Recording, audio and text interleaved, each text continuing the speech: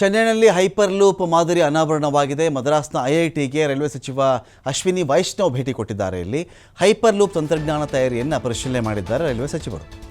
ನಿರ್ವಾತ ಪ್ರದೇಶದಲ್ಲಿ ಚಲಿಸುವಂಥ ಹೈಪರ್ ಲೂಪ್ನ ಮಾದರಿ ಇಲ್ಲಿ ಅನಾವರಣವಾಗ್ತಾ ಇದೆ.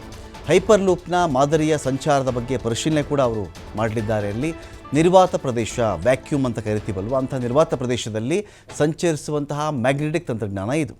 ರೈಲು ಗರಿಷ್ಠ 1000 ಕಿಲೋಮೀಟರ್ ವೇಗವನ್ನು ತಲುಪುವಂತಹ ಸಾಧ್ಯತೆ ಈ ಮಾರ್ಗದಲ್ಲಿ ಇರುತ್ತೆ. ಹೈಪರ್ ಲೂಪ್ ಅಂದರೆ ಐಐಟಿ ಮದ್ರಾಸ್ ಅಭಿವೃದ್ಧಿಪಡಿಸಿರ್ತಕ್ಕಂತಹ ಹೈಪರ್ ಲೂಪ್ನ ಯೋಜನೆ ಇದು.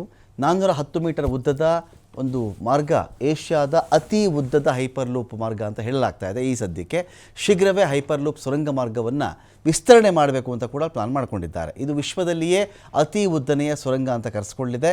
ಕೇಂದ್ರ ರೈಲ್ವೆ ಸಚಿವ ಅಶ್ವಿನಿ ವೈಷ್ಣವ್ ಇದಕ್ಕೆ ಈ ಒಂದು ಮಾಹಿತಿಯನ್ನು ಹಂಚಿಕೊಂಡಿದ್ದಾರೆ.